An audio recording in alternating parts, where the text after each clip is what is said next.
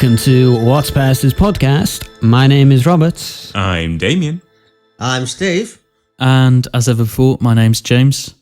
And on this episode, we're going to be talking about a short film that we recorded a couple of weeks ago and the process that we've been through to create it and edit it and turn it into something that's ready for broadcast. If that's your thing and you're watching on YouTube, why not like, comment, or subscribe? And if you listen to us on any other platform, please hit that follow button. Happy New Year, everybody, and welcome to our first podcast of the year. Woohoo! Yay. We hope you had a very Merry Christmas, and we hope we did too. Well, yes. We say we hope, because this was recorded on the 14th of December, so... Yeah. I mean, it's a bit strange talking like that because earlier today, I filmed a video of myself talking to myself in the future, 5 years from now. Oh. Okay. Yeah. So it was kind of weird to talk like to myself. So that's sort of like reminded me of it, talking like that in the past tense. So Are you going to revisit that in 5 years' time, are you?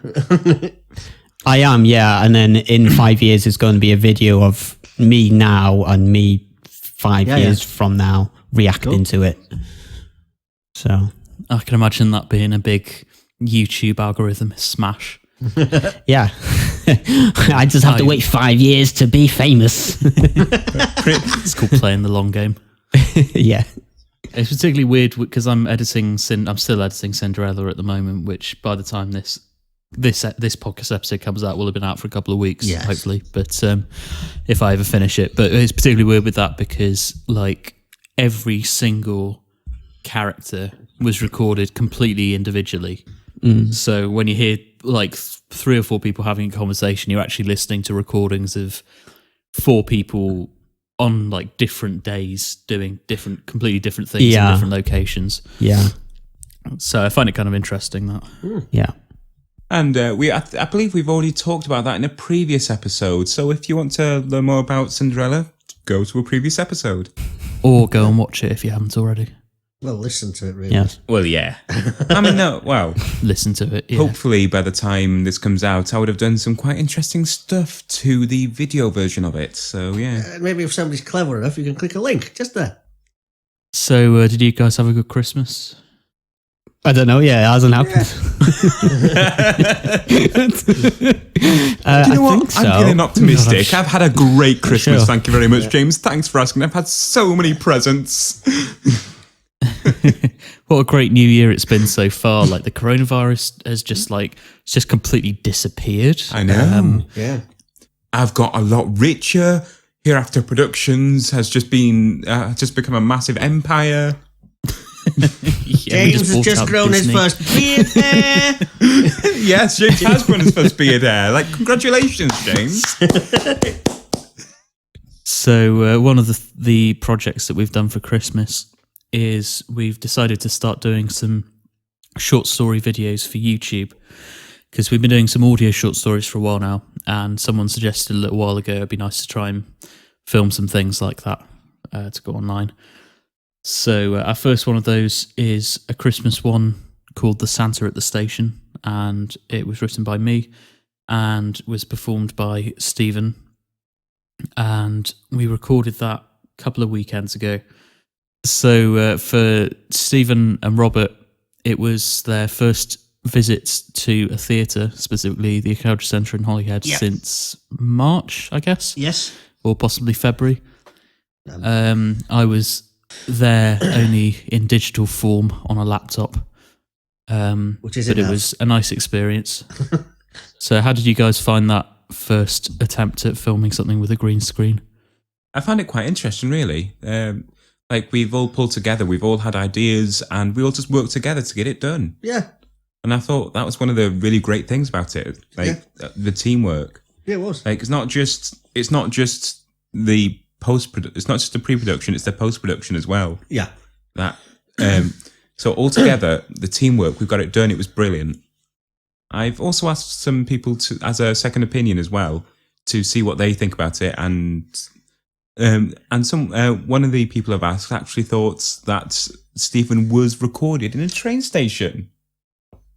Like they actually thought they actually thought that we brought one of the chairs from the Ucheldre Centre to Holyhead train station and recorded a scene there.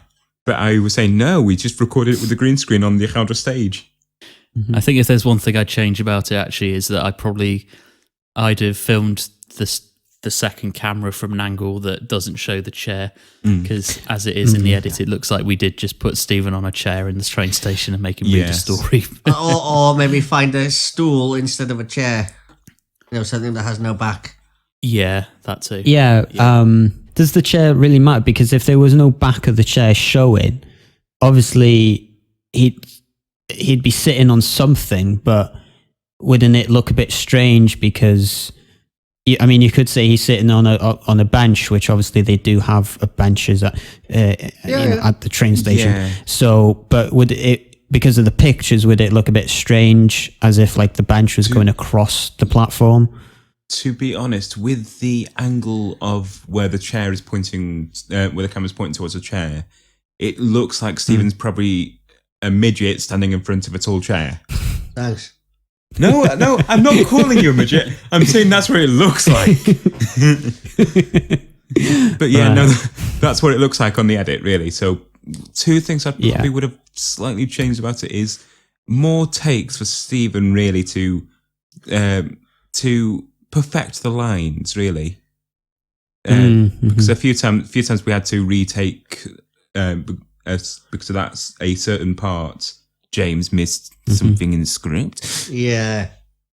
But yeah, I would say at least 5 takes, but we were restricted enough as it was, and we didn't want to push our luck. Yeah. So more takes and a wider camera angle. Yeah. Is 2 things I would change about it. I mean, the first take, like Damian just said, went fine and quite smoothly. And then James decided that there was 2 words in it that wasn't quite right, and we had to redo it again. And then you flipped every single line afterwards. Yeah, basically. Yeah. Yeah. Yeah, proofreading is really important. Yes. I did proofread it, but some things always slip through with something that's longer than 2 pages. Why would you change the camera angles? Just out of interest. Because I'm still learning all of this myself, so... I just feel like it was a bit too much in Stephen's face. And right. And I'm thinking the children are definitely going to be scared of that old man. Thanks. Unless they're the old. Why would they be scared? I've not got a scary face. Well, when I was editing it, doing a track motion thing, because the green screen was reflecting in your glasses. Oh, yeah. So I had to do track motion to add a kind of white background behind your glasses. Okay. And whilst I was doing that, I was seeing pretty much every single facial expression you made. And a lot of it looks scary, to be honest. Like, it was just going to be watching it in slow motion. It looks like, I'm going to kill you. That front camera angle is so crisp. You can see like every detail. I can see every wrinkle in slow motion. Yeah. Thanks. You can see him aging in slow motion. Yeah. In fact, we had to apply makeup to Stephen's wrinkles for continuity from take 1 to take 2 to take 3. No. And the cameras that I chose, it is a budget camera. It's not the most expensive camera you can get. It's a budget one, so it's not bad. If you're watching this on YouTube, click. We'll leave a link below for you to see this video, and I'd really challenge you to watch it in slow motion. Slow motion, 1080p, 50 frames per second. I must say it was pretty great for me because I think I wrote the script in maybe one evening, so it was it's only got about 3 pages long, so it wasn't a big thing. Well, no wonder there was issues with it. I did proofread it, I promise. But then it was like, we spent maybe, it was like, it was one afternoon recording it. And then I did a little bit of stuff to the audio and I sent it off, and Rob edited it really quickly. So I didn't have to do anything to do with that. And then Damian did all the green screen stuff. Yep. So all I had to do was write the script, do the audio editing and the music, and it was great. Mm-hmm. Wow, the writers has it easier. For once, yeah. That's a good thing about having a team with different skill sets. You know, Yeah, I mean, true, your that's job true. is this, and the other person's job is that. So you all work together to produce and make something that your viewers, audiences, whatever would enjoy. So yeah, it's not all down to one person. Like I said earlier, it's the teamwork. The whole project was a teamwork. We had the on-screen talent over here, Senor Stephen. Yep. I don't know why I'm putting thumbs up. You can't see me. Well, yes, I said the on-screen talent, and there's no screen now. Where's the talent? We had the on-screen talent. We had the sound designer. Are you sound designer, James? Would you call yourself? Yeah. Composer as well. Sound designer, composer. And we had the two video editors. Yes.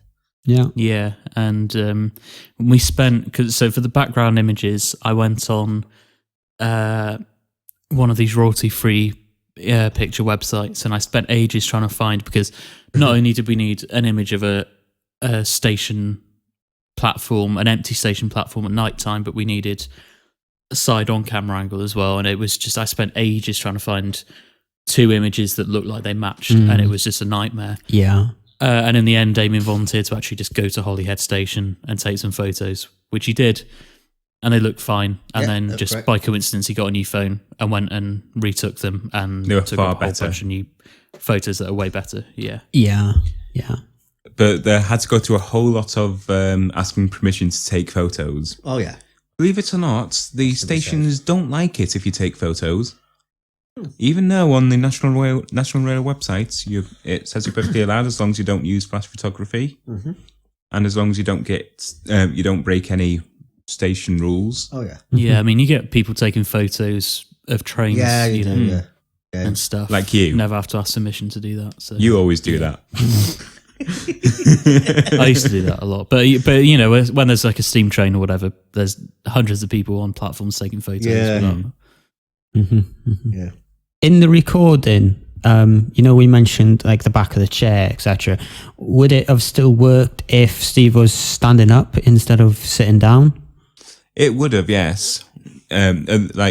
Otherwise, I would have taken the picture instead of lying down on the floor, taking a picture. So it's just about Stephen's height. I would have been standing up. Very funny. No, I wouldn't be standing up. But you're sitting down on the chair, probably taking a picture of him about Stephen's height. I'm not really that short. No, you listen. Really, I'm not.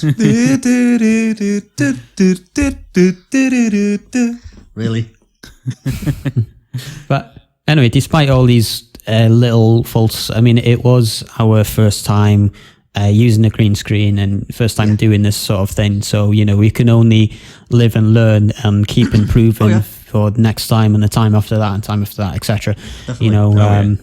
But I think, to be fair, for our first attempt, I think it turned out really well. I've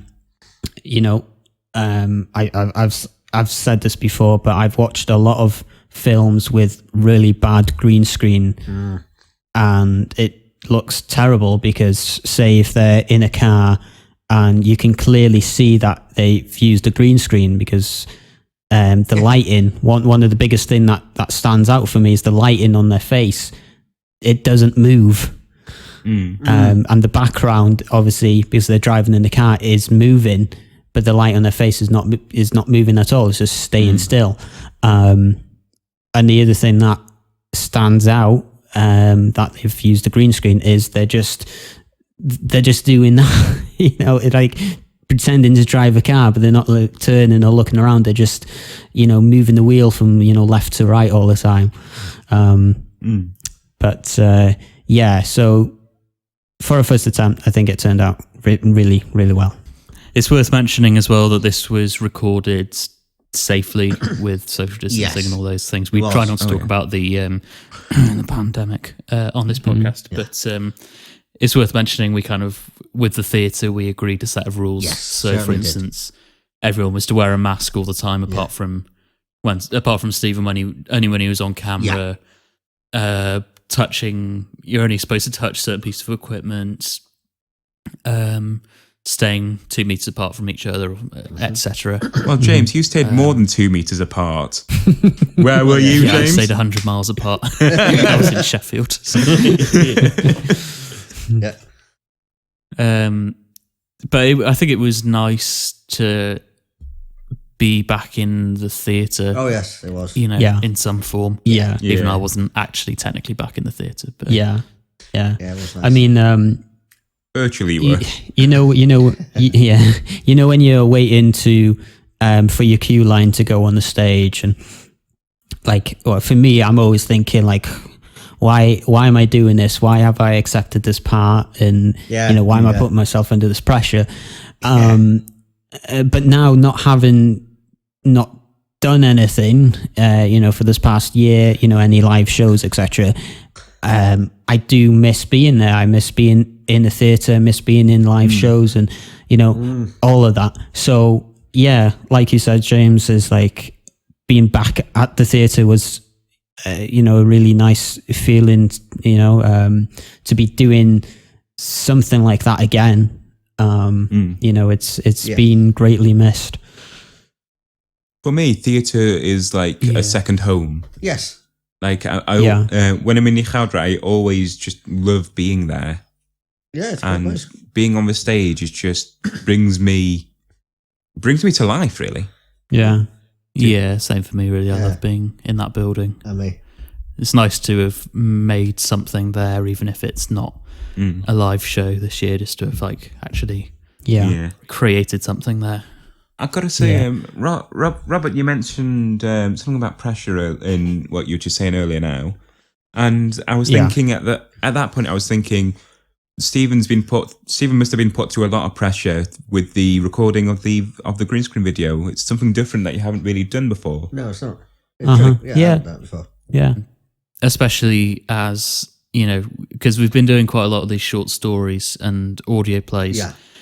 So we've done a lot of things where we've recorded things with basically very little rehearsal. So it's pretty much just reading something off a page. Yeah. But here you're doing that as well, but you've got the added challenge of people can see you doing this. So you're trying to look at the camera as much as you can and try not to look like you're reading it off a page. Yeah. Yeah. I mean, that's why I said to you, Steve, when you are reading it, just make sure that you look around the place and move your eyes, not fixed on one place, because then if I was watching it and I wasn't involved in the filming of it, whatever, and I just saw you looking in one place all the time, I'd think maybe he's reading something. But if you did, you moved around and which was really good. So it gave that impression that you weren't reading it. Cool. Or I hope to people who doesn't know behind the scenes stuff, hopefully it gives that impression, which I think it will, because you did move around and etc. So it was good. Yeah.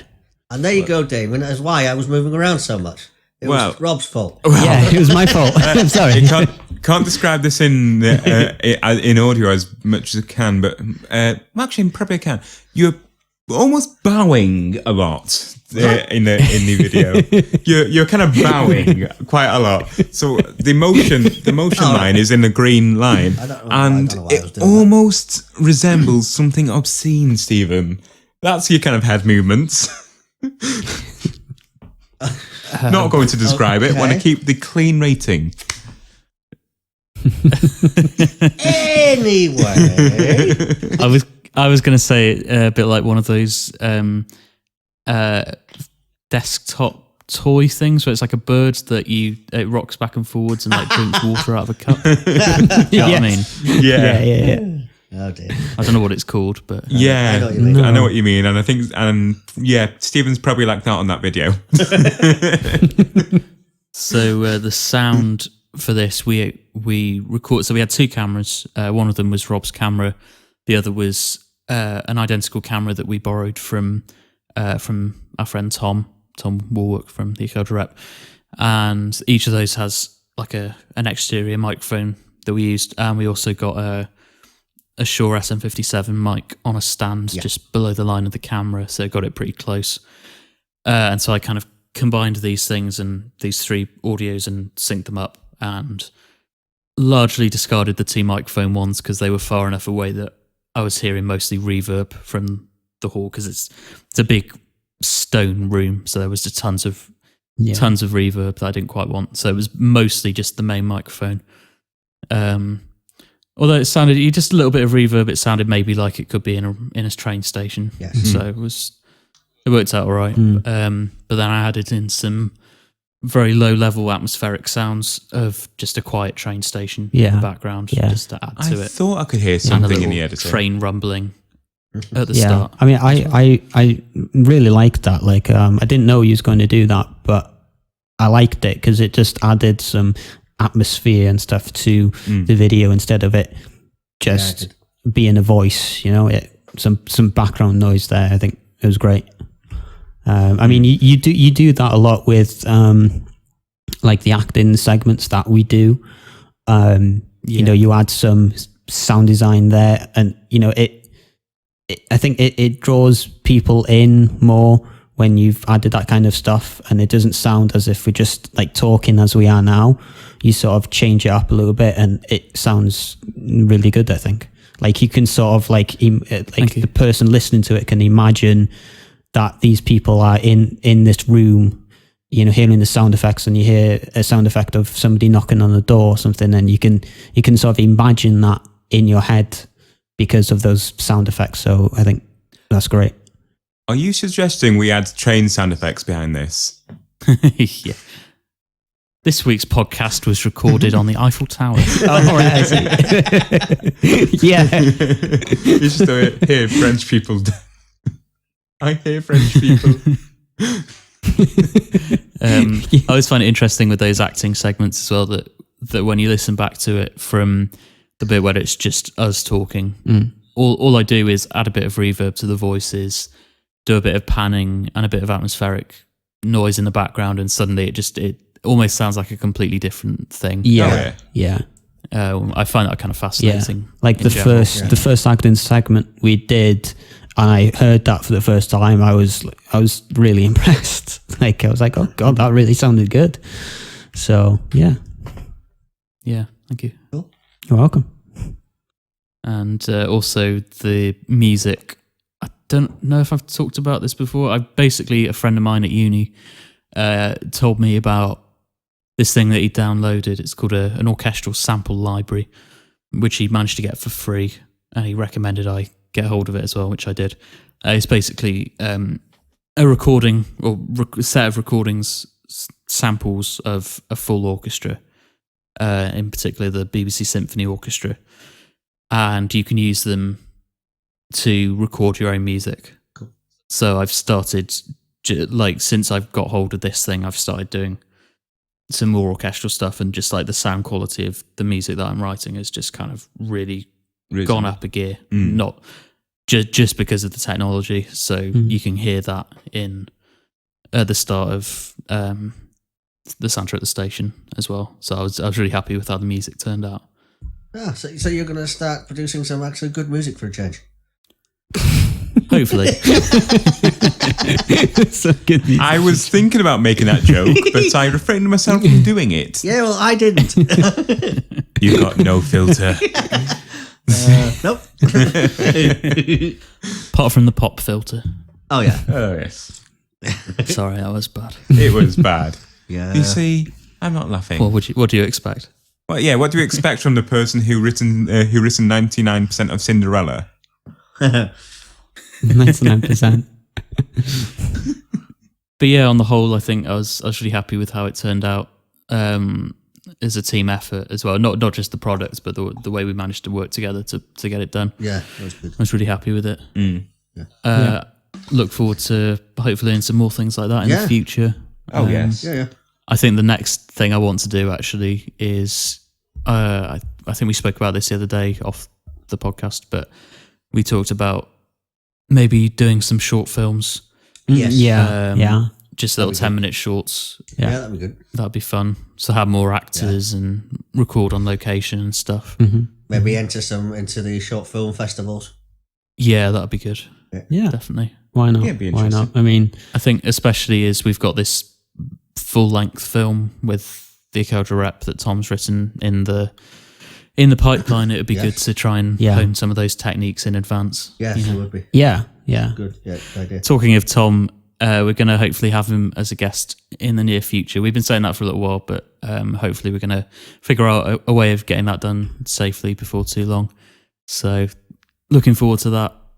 And also an idea that Rob came up with a little while ago that I liked was that he suggested we extend these audio play things that we've been doing and actually write a full, like a half-hour long play and split it into 2 episodes. So we do half the play, talk about it, and then the next episode we do the other half of the play and talk about it, which is an idea I like. Yeah. So hopefully we're going to be doing that pretty soon as well. Idea, I agree.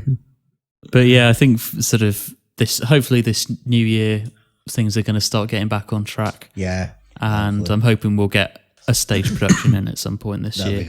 That'd be good. At the very least, Date Whittington, hopefully at Christmas. I really want to do that. Well, But maybe we'll get something else in there as well. I'm optimistic that it will definitely happen. Good.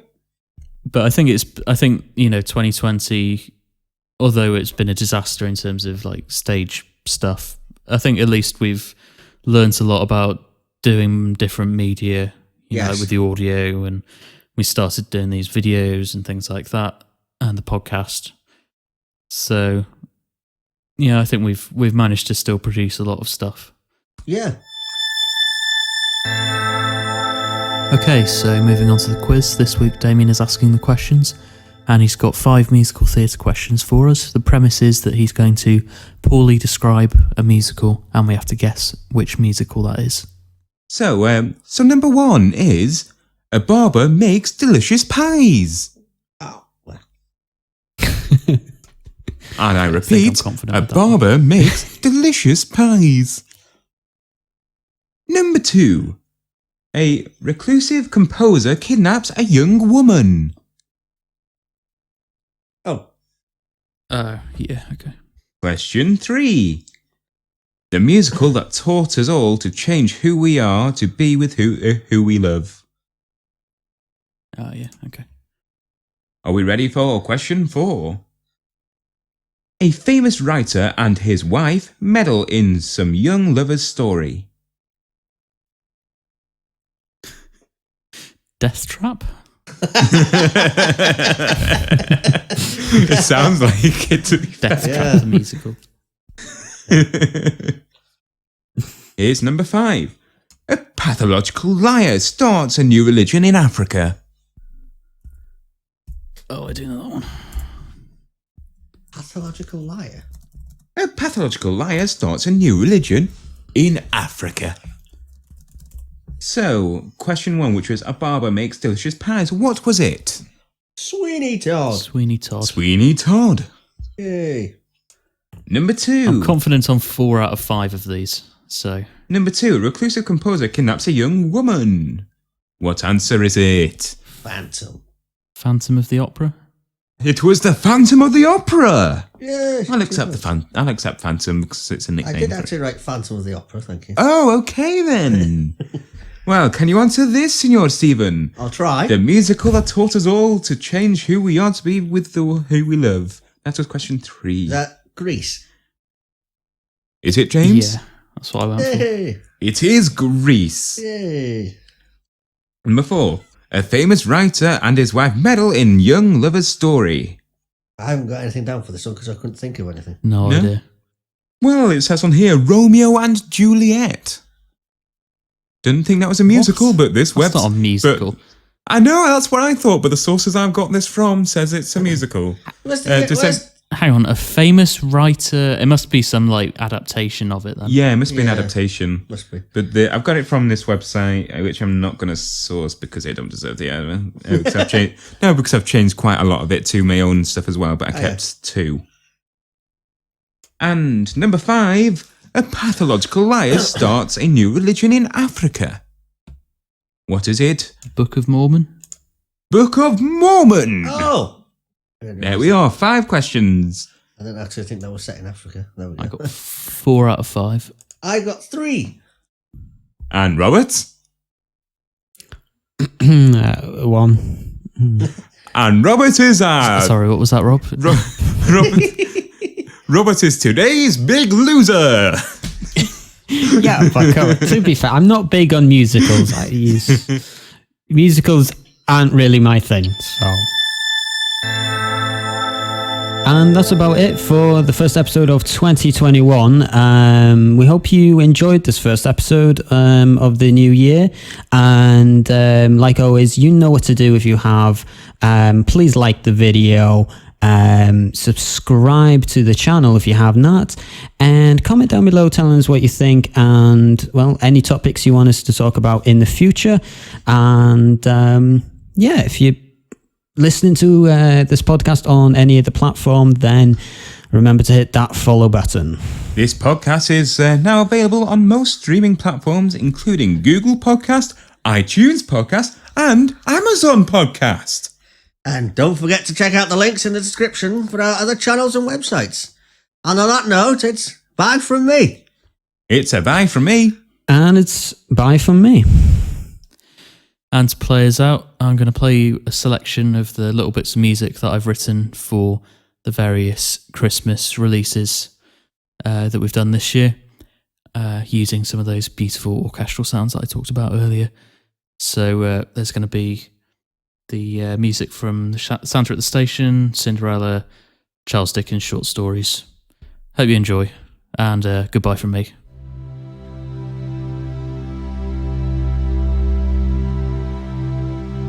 Thank